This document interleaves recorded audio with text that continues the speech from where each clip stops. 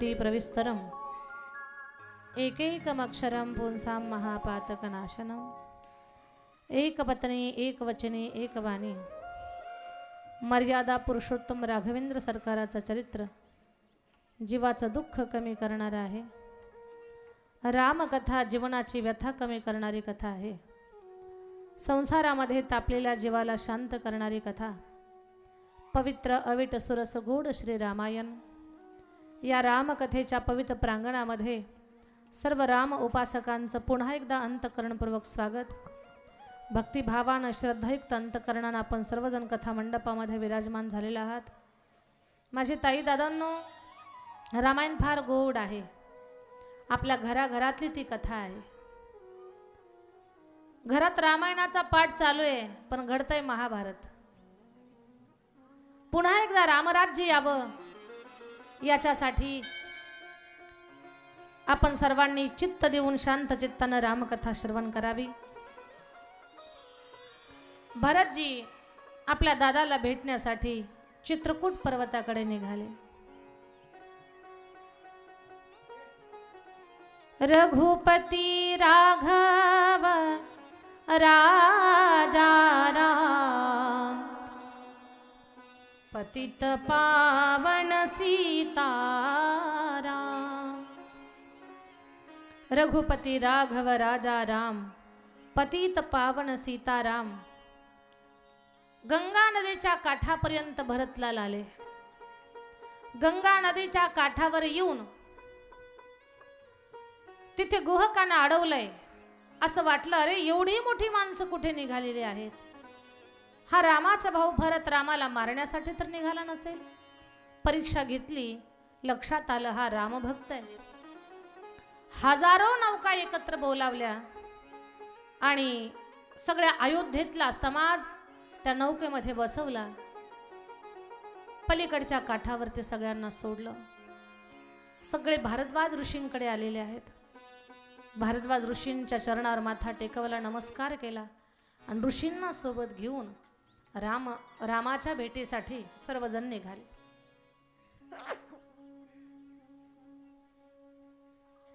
रामाच्या भेटीसाठी निघाले। दूरवरून भला मोठा समाज चित्रकूटाच्या पर्वताकडे येतोय। लक्ष्मणजीला वाटलंय जो रथात बसलेला आहे तो भरतासारखा दिसतोय, भरतच आहे। रामाला मारण्याचं तर नियोजन नसेल कुणाचं।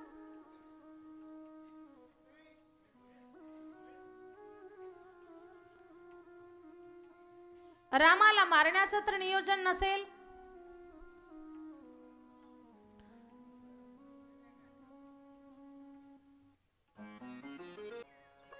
झाडावरनं लक्ष्मणजीनं उडीच मारली खाली।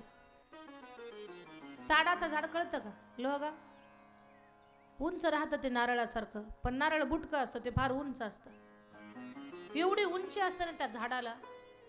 माझे गुरुजी सांगतात, एका बहादरानं ताडाचं झाड पाहिलं, वरतीच चढलं, भर भर भर भर वरती चढलं, एकदम शेंड्यात गेलं, खाली वाकून पाहिलं त्याला त्याचे डोळे गरगर गरगर फिरायला लागले।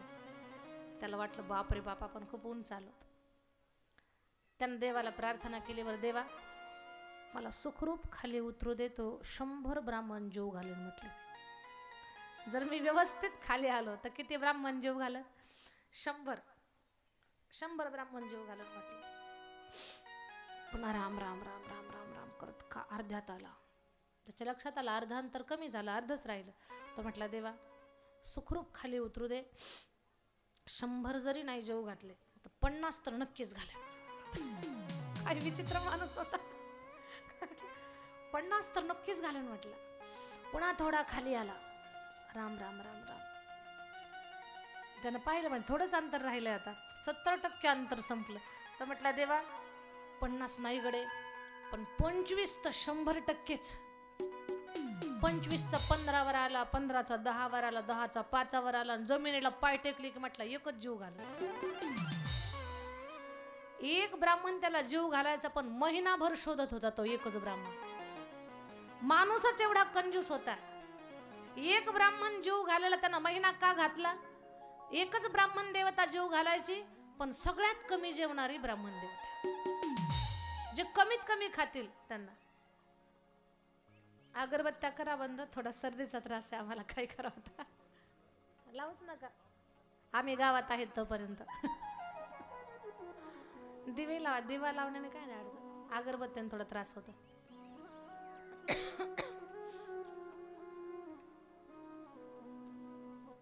ताडाचं झाड पाहिल्यावर असं होतं माणसाला, लक्ष्मणजीनं ताडाच्या झाडावरून दणकन खाली उडीच मारली. दादा दादा काय झालं लक्ष्मण?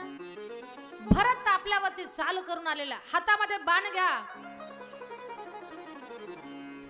चाप बाण घ्या करी सावधान राघवा. हातामध्ये धनुष्य बाण घ्या आणि मग पहा, या भरताला आता धडाच दाखवतो. लक्ष्मणा, भरत कोणत्या उद्देशानं आले ते न पाहताच आपण धनुष्यबाणानं भरत मारायचा का? नाही दादा, एवढं मोठं सैन्य घेऊन यायचं कारण काय? अजूनही सांगतो तुला लक्ष्मणा, माझा भरत फार पवित्र अंतःकरणाचा रे. माझा भरत गरीब आहे, प्रेमळ आहे. तो मारण्यासाठी नाही, आपल्याला अयोध्येला घेऊन जाण्यासाठी आलाय. हा दादा, अयोध्येला घेऊन जाण्यासाठी नाही आलेला. पण राम ऐकतच नाही लक्ष्मणाचं.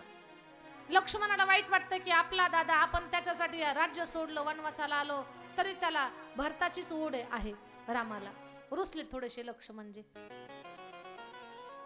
रामही काही बोलत नाहीत. राम म्हणतात, ठीक आहे लक्ष्मणा, तुला वाटतं ना भरत मला मारणार आहे, मी असा शांत उभा राहतो, जर भरतानं माझ्यावर शस्त्र उगारलं तर तू त्याला मार, मी काही बोलणार नाही तुला, पण मला भरत इथं येईपर्यंत काही बोलू नकोस. भरत जे आले, भरताची देवाच्या समोर उभं राहायची हिम्मत सुद्धा नाही. मागच्या बाजूने आले, मागून रामाच्या चरणावर माथा टेकवला. रामाच्या चरणावर माथा टेकवला, ढसा ढसा भरतलाल रडायला लागले. दादा, अयोध्येला वापस चाला.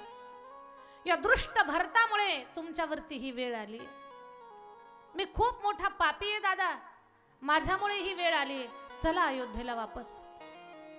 नाही भरता, वचनपूर्तीसाठी मी आलोय. तुला अयोध्या मिळाली, मला वनवास मिळाला, हा आपल्या प्रारब्धाचा विषय आहे आणि नशिबाच्या पुढे कुणालाही जाता येत नाही. जगी जीवनाचे सार घ्यावे जाणून सत्वर, जैसे ज्याचे कर्म तैसे फळ देतो रे ईश्वर. कर्माच्या पुढे कुणालाही जाता येत नाहीये. राम भगवान भरताला समजावून सांगतात, भरता,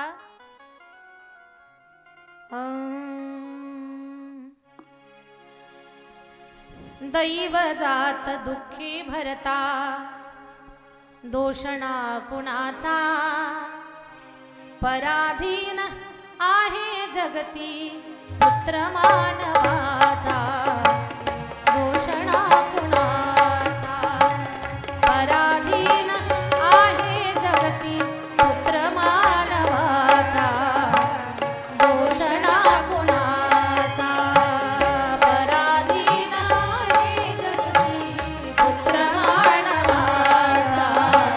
दोषणा कुणाचा, पराधीन आहे जगती पुत्र मानवाचा. दोषणा कुणाचा. याच्यामध्ये कुणाचा दोष नाहीये भरता. आईला दोष देऊ नको, बाबांना दोष देऊ नको.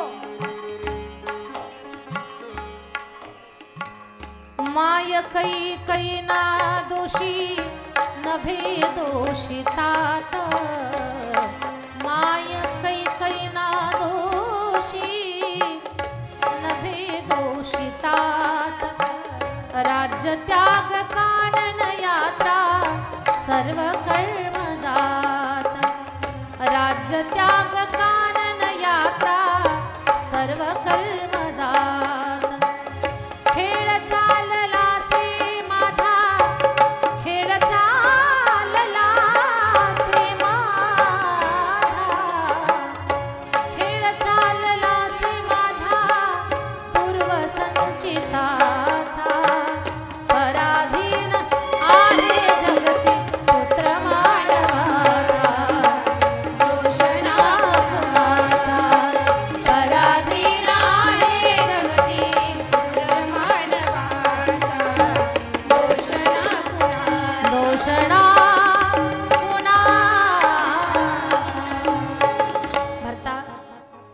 मला वनवास तुला गादी याच्यासाठी कुणालाच दोष देऊ नकोस.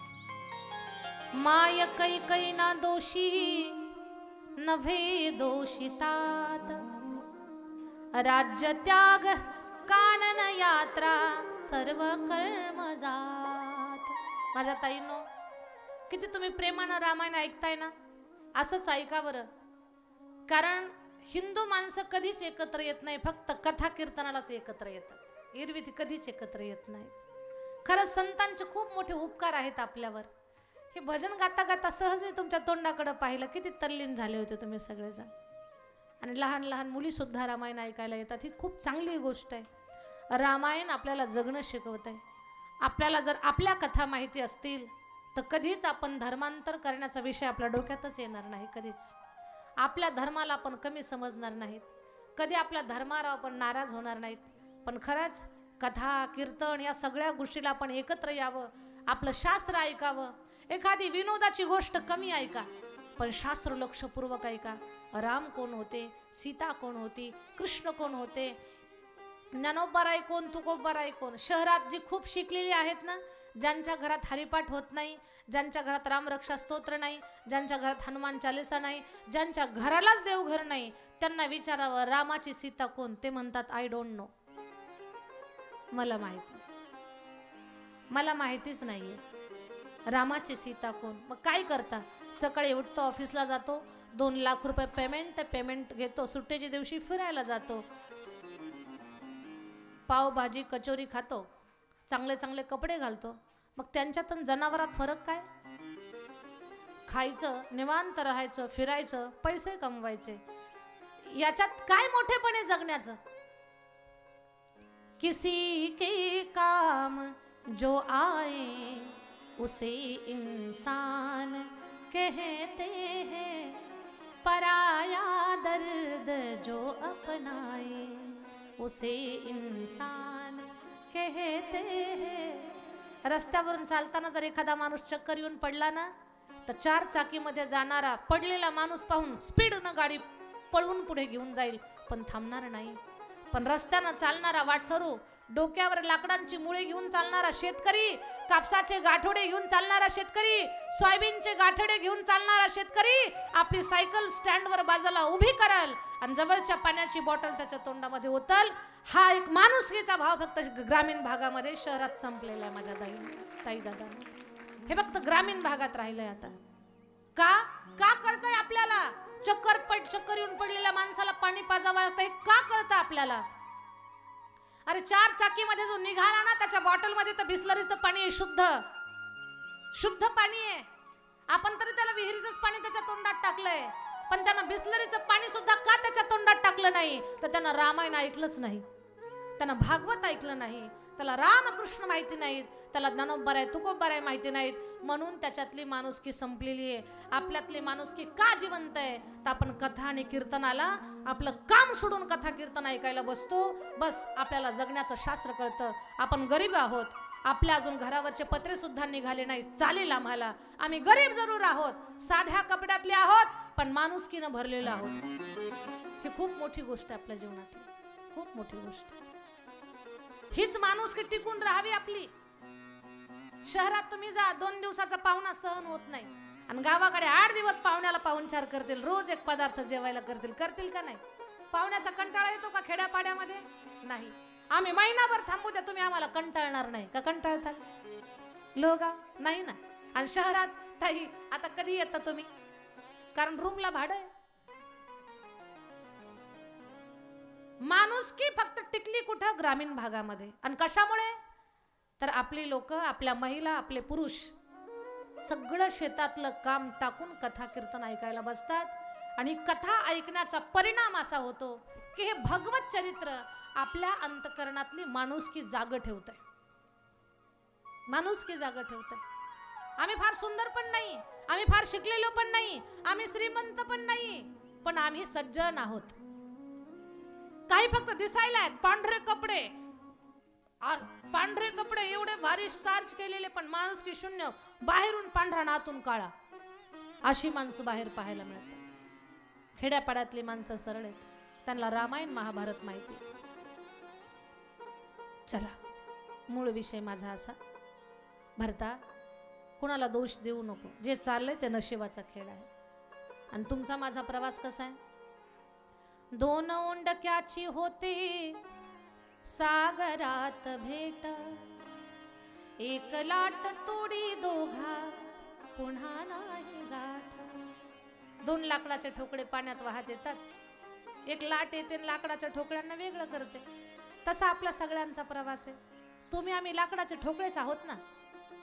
आम्ही बीड जिल्ह्यातून एक 7-8 ठोकळे आलेलो आहोत. एक जळगावचा ठोकळा, एक अमरावतीचा ठोकळा आहे, अजून कोण कुठला कुठला ठोकळा आहे काय कुणाच ठाऊक. आपल्या लोहगावचे तर भरपूर ठोकळे आहेत. एवढे सगळे ओंडके आपण या कथेच्या प्रवाहात निघालो. कथा कीर्तन संपण्याची, सप्ताह संपण्याची लाट येणार आहे, तुम्हाला आम्हाला वेगळं करणार आहे. पण ही छोटी लाट आहे, कधीतरी आपली पुन्हा गाठभेट होऊ शकते. पण एक मोठी लाट आहे, तिला सुनामी लाट म्हणतात, तिला मृत्यूची लाट म्हणतात. ती लाट ज्या दिवशी आपल्या जीवनामध्ये येईल त्या दिवसानंतर पुन्हा नाही गाठ, आपली कधीच गाठभेट होणार नाही बाबा. म्हणून हे आनंद घ्यायचा, हा आनंद सोडायचा नाही. पुढच्या वर्षाच्या सप्त्यापर्यंत राहतोल का नाही काही गॅरंटी नाही. म्हणजे कुणाचीच नाही, सांगणाराची नाही, ऐकणाराची नाही. आपण फक्त लोकांना सांगायचं का, कुणाचीच शाश्वती नाहीये. म्हणून आनंद घ्या, आनंद घ्या, सत्कर्म करा जीवनामध्ये. काही नाही, केलेला धर्मच आपल्या सोबत येणार आहे, ऐकलेलं पुण्यकर्मच आपल्या सोबत येणार आहे, आणि उत्तम बोलणं, चांगलं जगणं हे आपल्या सोबत येणार आहे. ऐका, भरता तू जा वापस, पुन्हा नका येऊ कोणी दूर यावनात. प्रेम भाव तुमचा माझ्या जागता मनात. अयोध्येत तू हो राजा रंक मी वनीचा. पराधीन आहे जगती पुत्र मानवाचा. दोषणा कोणाचा. भरत म्हणतात, दादा ठीक आहे, मला म्हणणं पटलं, तुमचं कळालं, पण वचन कुणासाठी पूर्ण करायला आले? म्हणे बाबांसाठी. म्हणजे ज्यांचं वचन पूर्ण करायला आलं ते बाबाच आता या जगात राहिले नाहीत. आता चला काय भरता, बाबा नाही राहिले? नाही, राम देव असून ढसा ढसा रडायला लागले. बरं, रामानं प्रत्येक देहाची मर्यादा सांभाळली. राम जर बाप मेल्यावर रडले नसते तर कलियुगातले काट्टे म्हटले असते, रामच रडले नाही, आम्ही काय रडायचं. पण जगाचा मालक रडला, ती लाच तरी धरण. बापाच्या अंत्यविधीला असे काही महाभाग आहेत की अजिबात रडत नाहीत. आणि कोरोनाच्या काळामध्ये तर फार वाईट घटना घडल्या. हॉस्पिटल मधून फोन आला, वडील गेले, पोरांना सांगितलं जाऊ द्या, पिशवीत पॅक करा आणि तिकडे जाऊ द्या, घरी सुद्धा आणू नका. एवढ्या वाईट गोष्टी. कोरोनाच्या काळात फोन आला, अहो मुलगा गेला तुमचा, जाऊ द्या म्हणे, घरी आणू नका, पैसे लागतात ते सांगा, पैसे देतो आम्ही. एवढी निष्ठुर झाली माणसं. राम रडले. भरता, आता जर माझे बाबा जिवंत असते मी आलो असतो बरं का, पण माझे बाबा नाहीत ना जिवंत, आता तर मी येणारच नाही. आता नाही येणार, कारण बाबांच्या पाठीमागे वचन मोडून मला बाबांना नरकात पाठवायचं नाही. सगळ्या लोकांनी समजून घ्या, आपल्या घरातलं ज्येष्ठ कर्तव्य व्यक्ती कुठल्या कारणानं मृत्यूला प्राप्त झालंय, पण त्या व्यक्तीनं कुणाचे तरी पैसे घेतलेले आहेत. आता माणूस गेला की माणसाची वृत्ती काय, जो गेला ना त्याच्याकडून घे, आम्ही काय घेतले का तुझे पैसे. पण आपल्या घरातल्या माणसानं पैसे आणलेत लोकांकडून, पण तुमचं तुम्हाला सगळ्यांना सांभाळलंय. आपलं कर्तव्य काय आहे, ज्याचे पैसे घेतलेत नका देऊ व्याज, पण मुद्दल तर देऊन टाका. जर आपण लोकांचे उसनवारी घेतलेले पैसे आपल्या माणसानं वापस न देता जर आपलं माणूस देवा घरी गेलं तर त्या माणसाला नरकात जाऊ देऊ नका. कसं, आपण जर म्हणू नाही नाही ज्यानं पैसे घेतले त्याच्याकडून घे, आम्ही नाही देणार, आम्ही काय घेतले का पैसे, आम्हाला काय माहितीये, तर आपली जे माणूस आहे ना ते नरकात जाईल. मग त्याला नरकात पाठवण्यासाठी आपल्याला घडवलं का त्यानं? जिथे 1 वर्षात द्यायचे तिथे 10 वर्ष लागू द्या, पण इमान बदलू नका, सत्याला पाठ दाखवू नका, आणि आपल्या गेलेल्या पूर्वजांना नरकात घालवू नका. राम तेच शिकवतात. तिथे राम म्हणतात, बाबा जर जिवंत असते तर मी नक्कीच आलो असतो वापस, पण बाबा नाहीत, आता मी वापस येणार नाही. वचन पूर्ण करूनच येणार. जर वचन पूर्ण न करता आलो तर बाबाला नरकात जावं लागेल. नाही येणार मी वापस. ठीक आहे दादा, तुमच्या पादुका द्या. रामानं पादुका दिल्या. पादुका माथ्यावर घेतल्या आणि भरतलाल अयोध्येला वापस आले. भरत काय करतो राज्यात हे पाहायला कुणी होतं का तिथं? पण किती प्रामाणिक आहेत भरतजी. अयोध्येत पाऊल सुद्धा टाकला नाही. नंदीग्रामात राहून सगळी शासन व्यवस्था पाहिली, सेवा केली, पण भरतलाल अयोध्येत गेले नाही. इकडे रामानं विचार केला, या चित्रकूट पर्वतावरती माझ्या अयोध्येतली लोक मला भेटायला आली, उद्या सासरवाडीची लोक मला भेटायला येतील, जावयाचा वनवास कसा चालला म्हणून पाहायला. परवा मित्र परिवार येईल आणि माझा वनवास राहणार नाही. म्हणून राम भगवंतानं चित्रकूट पर्वत सोडला आणि दक्षिण दिशेनं प्रवास करायला लागले. राम पुढे पुढे पुढे पुढे चालतात, पण त्या दंडकारण्यातून जात असताना राम अनेक ऋषी मुनी साधू संत यांच्या आश्रमाला भेट देत देत निघालेले. असा एक आश्रम आहे की त्या आश्रमामध्ये वाघ आणि बकरी एकत्र पाणी पितात, पक्षी सुद्धा वेदाचं गायन करतात. असा अगस्ती महाराजांचा आश्रम. वाघ आणि बकरी एकत्र आलेले कधी पाहिलेत का तुम्ही? असं कधी झालंय का? जंगलामध्ये वाघानं बकरी पाहिली आणि वाघ म्हटलं, बकरी ताई रामकृष्ण हरी, कशा आहात तुम्ही, बऱ्या आहात का? चला लोहगावला सप्ताह चालू आहे रामकथा, चला कथा ऐकून येऊ, नंतर अन्नदान पण घेऊन येऊ. असं कधी वाघ बकरीला म्हणाल का? नाही. पण जिथे वैरच संपलंय असा आश्रम अगस्ती महाराजांचा. राम तिथे थांबले. तिथून अगस्ती दत्त नावाचा बाण घेतला. सुतीक्ष्ण ऋषी, शरभंग ऋषी, अशा अनेक ऋषींच्या भेटी गाठी घेत घेत घेत राम पुढे आले एका आश्रमात, की त्या आश्रमामध्ये महान पतिव्रता नारी अनसुया माता, तिचे पती अत्री महाराज सगळेजण भजन करत होते. दिगंबरा दिगंबरा श्रीपाद वल्लभ दिगंबरा, दिगंबरा दिगंबरा श्रीपाद वल्लभ दिगंबरा, दिगंबरा दिगंबरा श्रीपाद वल्लभ दिगंबरा, दिगंबरा दिगंबरा श्रीपाद वल्लभ दिगंबरा. निघालो घेऊन दत्ताची पालखी, निघालो दत्ताची पालखी, निघालो दत्ताची पालखी, निघालो घेऊन संताची पालखी.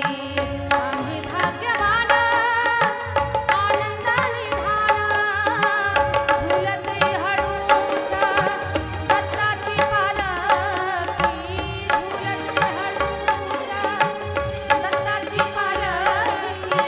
निघालो घेऊन दत्ताची पालखी, निघालो घेऊन दत्ताची पालखी, निघालो घेऊन दत्ताची पालखी, निघालो घेऊन दत्ताची पालखी. दिगंबरा दिगंबरा श्रीपाद वल्लभ दिगंबरा, दिगंबरा दिगंबरा श्रीपाद वल्लभ दिगंबरा, दिगंबरा दिगंबरा श्रीपाद वल्लभ दिगंबरा, दिगंबरा दिगंबरा श्रीपाद वल्लभ दिगंबरा. अवधूत चिंतन श्री गुरुदेव दत्त महाराजांचं भजन त्या आश्रमात चाललेलं होतं. अनसुया माता अत्री महाराजांच्या आश्रमामध्ये राम 1 महिनाभर थांबले. किती दिवस? झोपल्या का काय? किती दिवस? 1 महिनाभर थांबले. 1 महिन्यामध्ये अनसुया मातेनं सीतेच्या पतिव्रता धर्माची अनेक कारणावरनं चाचणी घेतली. सीतामाई किती शुद्ध पतिव्रता आहे हे अनुसईला जेव्हा पटलं, तेव्हा अनुसया मातेनं राम लक्ष्मण सीता तिथून जाताना सीता माईला न मळणार वस्त्र दिलं. एकच साडी जर आपण 8 दिवस अंगावर घातली तर तिचा सुगंध येईल का दुर्गंध येईल? कसला वास येईल? दाखवता येणार नाही, सांगता येणार नाही. घाणेरडा वास येईल. वस्त्र हे मळतंय, आपल्या अंगाच्या घामानं वस्त्र खराब होतं. पण सीतामाईला कसलं वस्त्र दिलंय? न मळणारं वस्त्र. पतिव्रता नारीची ताकद आहे बरं ती. पतिव्रता नारीची ताकद. न मळणारं वस्त्र आणि न सुकणाऱ्या फुलांचा हार. फुल कधी सुकत नाही का? सुकतं. पण न सुकणाऱ्या फुलांचा हार स्वतःच्या कपाळावरचं कुंकू काढलं आणि जानकीला लावलंय. अखंड सौभाग्याचा आशीर्वाद दिला. राम पुढे निघाले आणि पुढे पंचवटीमध्ये राम थांबलेले. लक्ष्मणानं 2 पर्णकुट्या तयार केल्या, एक रामासाठी एक लक्ष्मणासाठी. लक्ष्मणजी फळ कंदमुळं आणण्याचं काम करतायत. मध्ये रस्ता करा, झाकी आणावी लागेल. रस्ता करा, मध्ये रस्ता करा. महिला मंडळ तुमच्याच मनानं करा बरं. सीतेला समोर पाठवून द्या, शूर्पणखा पाठीमागून येईल. चला. लक्ष्मणजी फळ कंदमुळं आणण्यासाठी गेले आणि तिकडे आकाशामध्ये काहीतरी चमकले. वरती पाहिलं तर धारदार शस्त्र आलेलं होतं. ते शस्त्र वरचे वर धरलं. किती धार आहे या शस्त्राला म्हणून एका जाळीवर सपकन मारलं.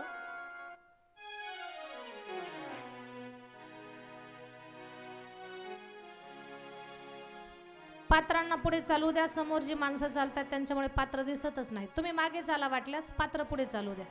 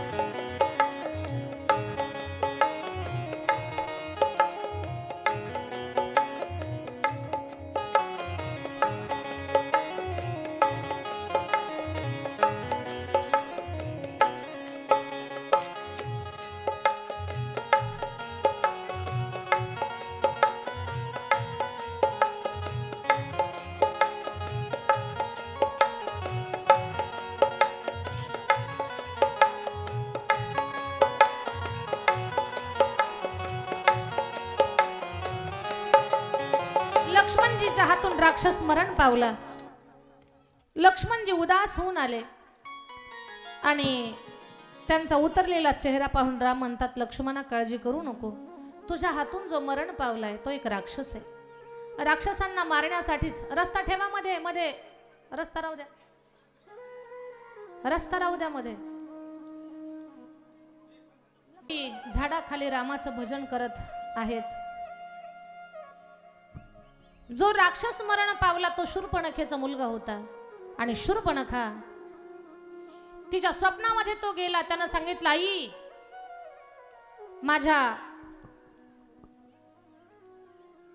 माझा वध एका माणसानं केला, प्रतिशोध घे. आणि शूर्पणखा निघाली. आली शूर्पणखा.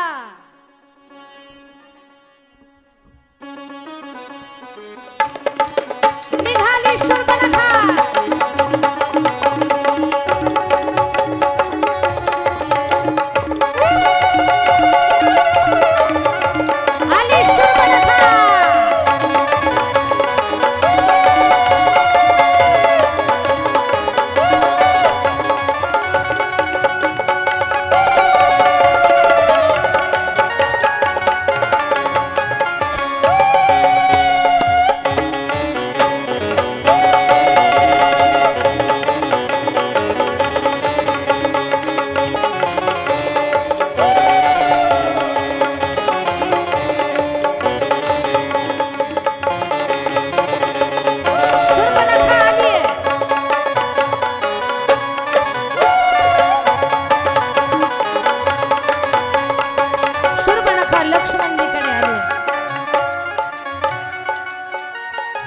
माझ्या मुलाचा हत्यारा हाच आहे.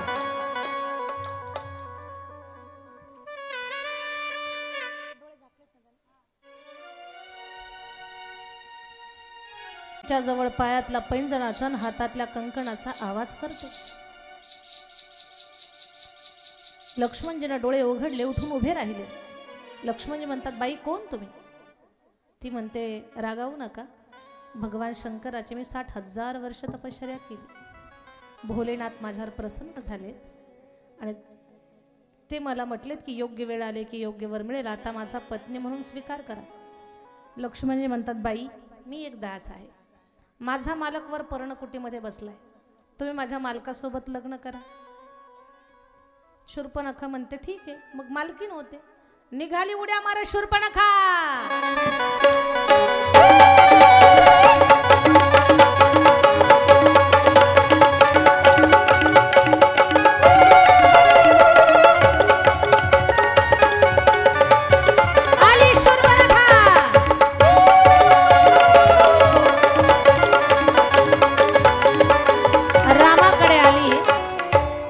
रामाकडे पाहून हसली. रामही हसले. राम हसले, शूर्पणखा पण हसली. सीतामाईने लगेच रामाला डोळे वटारूनच पाहिलं. सीतामाईने विचारलं, कसं काय हसले तुम्ही? राम म्हणतात, सीते मी सहज हसलो ग. सहज कसं काय हसले तुम्ही? सहज सांगा पटकन. हे प्रश्न फार अवघड असतात, कधीतरी आले असतील तुम्हाला प्रश्न, आज तरी सापडला असताल तुम्ही सुद्धा. राम म्हणतात, सीते मी खरं सांगतो, मी सहज हसलो ग. सीतामाई म्हणते, सहज कसे हसले तुम्ही? सहज नाही हसले, तुमची तिची काही ओळख आहे का काय? राम म्हणतात, नाही सीते, माझी तिची ओळख नाही. ती शूर्पणखा रामाच्या समोर आली.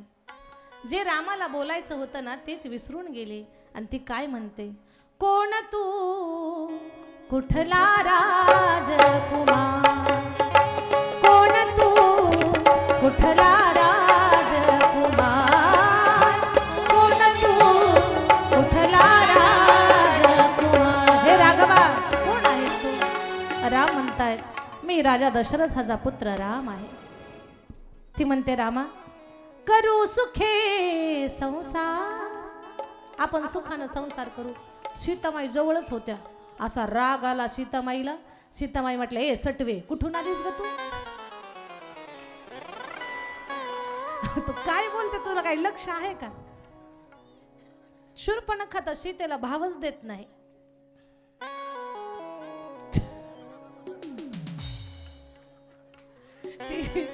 शूर्पणखा म्हणते, रामा कोण ही? राम म्हणतायत, भगवत कृपेने आमच्या अर्धांगिनी सीता. रामा नागडोळे मोडले शूर्पणखेनं. ती म्हणते, रामा शोभत नाही तुम्हाला, ती द्या टाकून तिला. तुम्ही कसे ही कशी, शोभत नाही तुम्हाला. राम म्हणतात, बाई मी सीतेचा त्याग करू शकत नाही, दुसऱ्या कोणाचा स्वीकार करू शकत नाही. तुम्हाला लग्नच करा तर खाली झाडाखाली बसलेला माझा भाऊ आहे, तुम्ही त्याच्याशी लग्न करा. ती शूर्पणखा मध्ये खूप रागीट येते. एक बोललं की दुसरंच बोलतं. पत्र लिहून द्या. पत्र लिहायचं ठरलं. राम म्हणतात, जानकी मी पत्र सांगतो, तू शूर्पणखेच्या पाठीवर पत्र लिही. पत्र लिहायला शूर्पणखा फिरली, गर्रकन लिहा. चिरंजीव लक्ष्मण, तुझ्याकडे ही नववधू पाठवित आहे, हिच्या नाशिक आणि कर्णाची शांती करणे, कळावे तुझा राम पूर्णविराम. पत्र झालं. पत्र निघालं. पत्रच काय, पोस्ट ऑफिसच निघालं.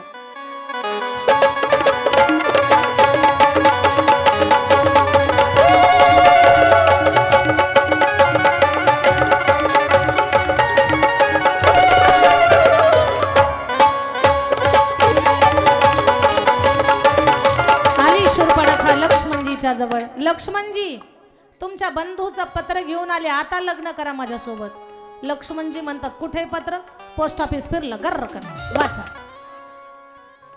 लक्ष्मणजीनं वाचलं. चिरंजीव लक्ष्मण, तुझ्याकडे ही नववधू पाठवित आहे, हिच्या नाशिक आणि कर्णाची शांती करणे, कळावे तुझा राम. पत्र वाचून लक्षात आला आणि शूर्पणखेचं नाक आणि कान काय करायचं तर उडवलं. शूर्पणखा निघाली.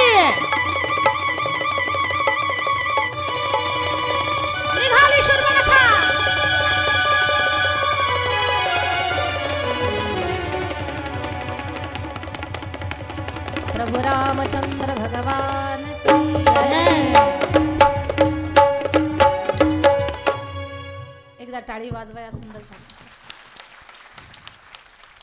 आजची कथा इथेच थांबेल. आपणही जाऊ शकता आता. चला, प्रभू रामचंद्र भगवान की जय. सुंदर अशा झाकीसाठी